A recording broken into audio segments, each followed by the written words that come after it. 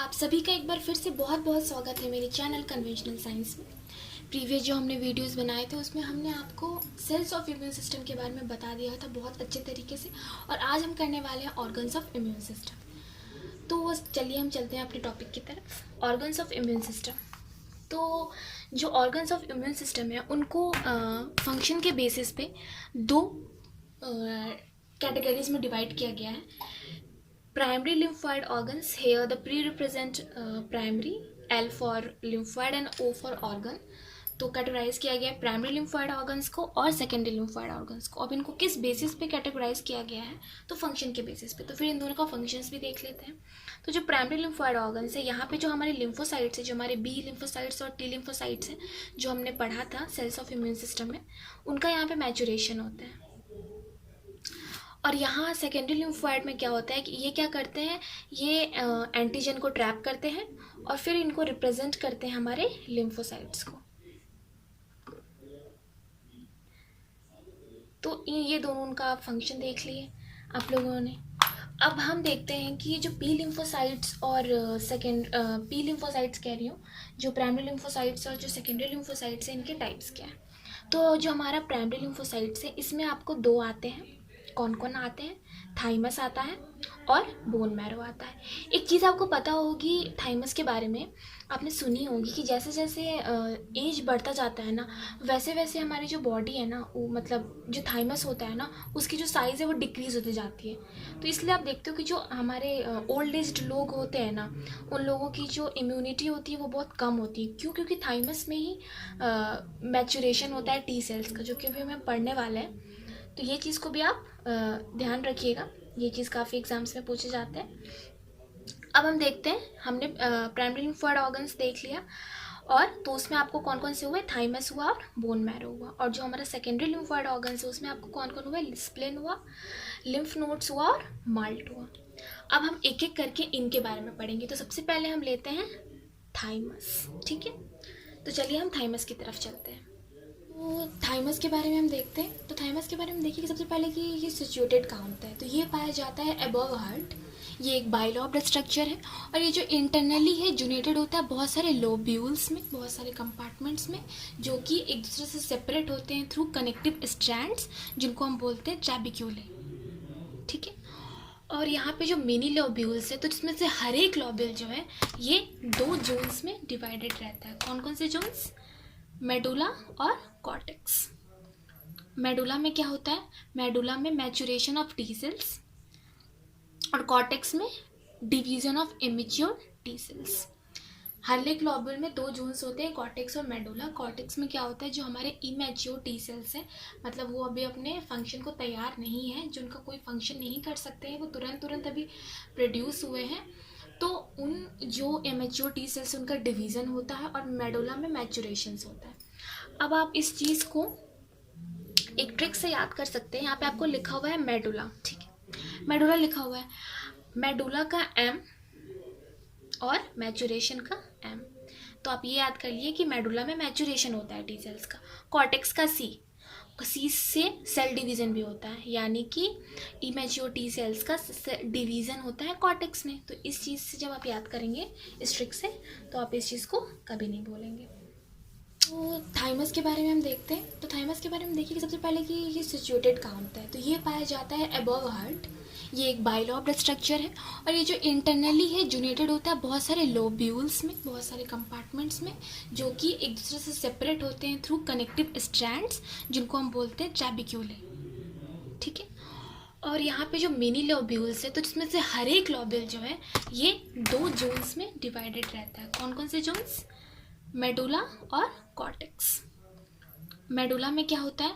Medulla में maturation of T cells, और cortex में division of immature T sales.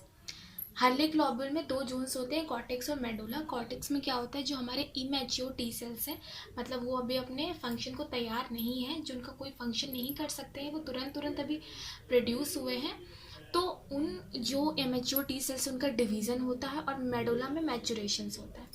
अब आप इस चीज़ को एक ट्रिक से याद कर सकते हैं। यहाँ पे आपको लिखा हुआ है मेडुला, ठीक है, मेडुला लिखा हुआ है। मेडुला का एम और मैचुरेशन का एम। तो आप ये याद कर लिए कि मेडुला में मैचुरेशन होता है टी सेल्स का। कॉर्टेक्स का सी से सेल डिवीज़न भी होता है, यानी कि इमेच्योर टी सेल्स का डिवीज़न होता है कॉर्टेक्स में। तो इस चीज़ से जब आप याद करेंगे इस ट्रिक से, तो आप इस चीज़ को कभी नहीं भूलेंगे। तो चलिए अब हम देखते हैं सेल्स ऑफ थाइमस, कि थाइमस में किस किस तरह के सेल्स पाए जाते हैं। तो सबसे पहला जो है वो है stromal cells, second epithelial cells, उसके बाद डेंड्रिटिक सेल्स और माइक्रोफेजेस। इन सब सेल्स के बारे में आप प्रीवियस वीडियो में देख चुके हो, जो सेल्स ऑफ इम्यून सिस्टम मैंने पढ़ाया था। फिर भी एक बार हम इनकी फंक्शंस को रिवाइज कर लेते हैं। माइक्रोफेजेस आप जानते हो कि ये फाइगोसिटिक नेचर की होती है, मतलब ये एंटीजेंस को इनगल्फ करके उसको डिस्ट्रॉय करती है। Dendritic cells actually antigen representing cells होते हैं, जो कि एंटीजेंस को टी सेल्स के पास जाके प्रेजेंट करते हैं, ताकि अब टी सेल्स ये जान पाए कि हाँ एंटीजन हमारे बॉडी में एंटर कर चुका है, अब इसको डिस्ट्रॉय करना है। इपिथेलियल सेल्स वैसे सेल्स होते हैं जो हमारे बॉडी के हर एक ऑर्गन्स के आउटर लेयर पे होते हैं। तो ये आउटर लेयर पे जो पाए जाने वाले सेल्स होते हैं उनको बेसिकली हम लोग इपिथेलियल सेल्स कहते हैं। इसको हम नर्व सेल्स भी बोलते हैं। क्यों बोलते हैं? लेकिन उस सिर्फ वो एपिथेलियल सेल्स जो कि थाइमस में पाया जाता है, उसके थाइमस के एपिथेलियल सेल्स को हम नर्व सेल्स बोलते हैं। क्यों? क्योंकि जैसे कि आप यहाँ पर देखिए, ये आपको थाइमस की स्ट्रक्चर दिख रही है, और जो इसका आउटर लेयर है यहाँ पे आपको पाया जाएगा एपिथेलियल सेल्स। आपको पता है कि थाइमस में जो है टी सेल्स का मैचुरेशन हो रहा है, इमेच्योर टी सेल्स का डिवीज़न हो रहा है। तो चूंकि ये आउटर लेयर पे और ये प्रोटेक्ट करता है इमेच्योर टी सेल्स को, जो कि अभी जिनका भी डिवीज़न का प्रोसेस चल रहा है, मैचुरेशन का प्रोसेस चल रहा है। तो चूंकि ये इमेच्योर टी सेल्स को प्रोटेक्ट करता है, इसलिए इसको नर्व सेल्स भी बोलते हैं। तो ये कुछ कॉम्पिटिटिव एग्जाम्स में भी पूछे जाते हैं कि जो थाइमस का एपिथेलियल सेल्स है उसको हम क्या बोलते हैं, तो उसको हम नर्व सेल्स कहते हैं। उसके बाद से स्ट्रोमल सेल्स होता है। स्ट्रोमल सेल्स जो होता है एक तरह का सेल्स है जो कि बहुत रिस्पॉन्सिबल होता है बहुत ज़्यादा टी सेल के मैचुरेशन के लिए। तो ये हो गए सेल्स ऑफ थाइमस। अब हम देखते हैं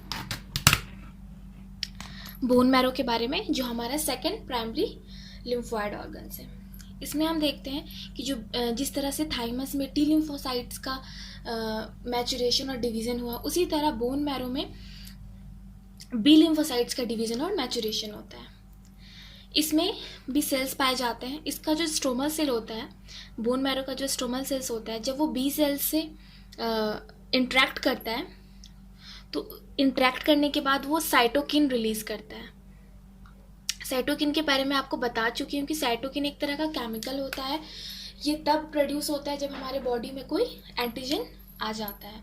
तो उस तरह साइटोकिन रिलीज होने से हमारी बॉडी की टेम्परेचर बन जाती है। इस तरह से इस प्रकार हमारी बॉडी टेम्परेचर बढ़ जाती है कि वो जो हमारी बॉडी के एनवायरनमेंट है, वो जो हमारा आने वाला जो फॉरेन पार्टिकल है, जो हार्मफुल सब्सटेंस है, उसके लिए बिल्कुल भी हार्मफुल हो जाती है, जिसकी वजह से वो डिस्ट्रॉय हो जाते हैं, वो मर जाते हैं। तो स्ट्रोमल सेल जब बी सेल से मिलते हैं किसी भी एंटीजन के आने पे, तो साइटोकिन रिलीज होता है और जो बी सेल्स हैं वो एक्टिवेट हो जाते हैं प्लाज्मा सेल्स में और मेमोरी सेल्स में। तो ये चीज़ भी आप समझ गए कि जब भी कोई एंटीजन हमारी बॉडी में आया तो स्ट्रोमल सेल क्या कहते हैं, ये बाइंड अप कर लेते हैं बी सेल्स से, और इन दोनों की इंट्रैक्शन की वजह से साइटोकिन रिलीज होता है, और ये साइटोकिन क्या फिर फर्दर एक्टिवेट करता है बी सेल्स को प्लाज्मा सेल्स और मेमोरी सेल्स में।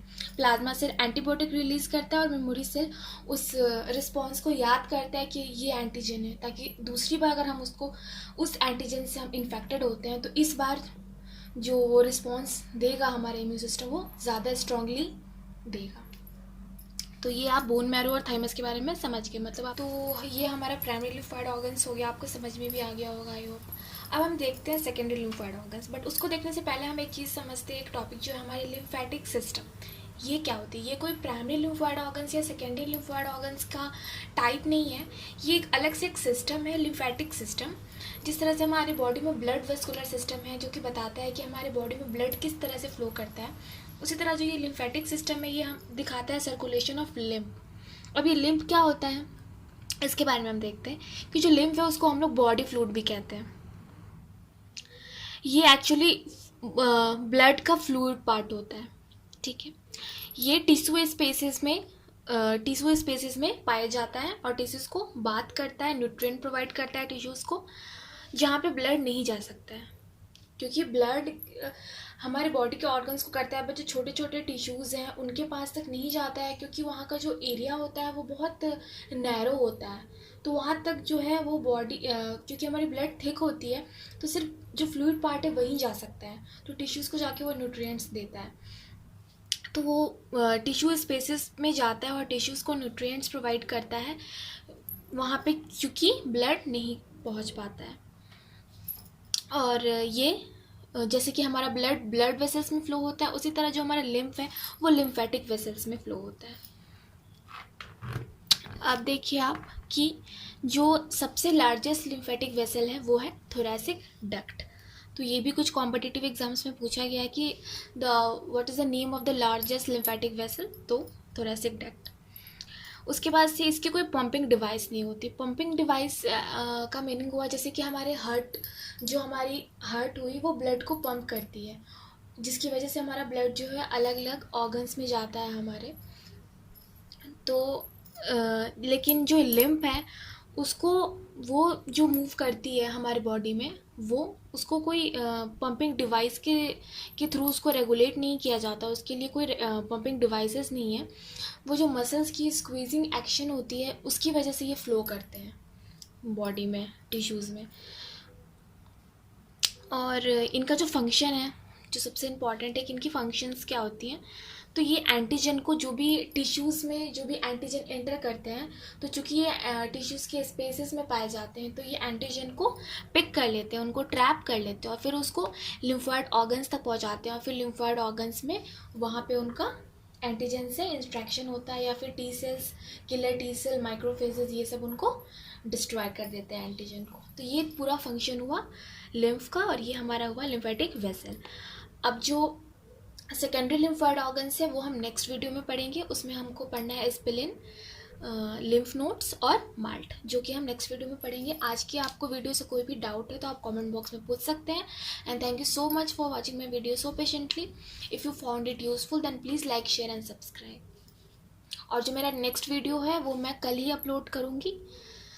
कुछ मेरे सब्सक्राइबर्स हैं, उन्होंने काफ़ी वेट की है मेरे इस वीडियो के लिए, तो मैं उनको सॉरी बोलना चाहती हूँ। और ये जो इसके नेक्स्ट पार्ट है ये मैं कल ही अपलोड करूँगी, ताकि आप लोग को ज़्यादा वेट करना ना पड़े। Thank you.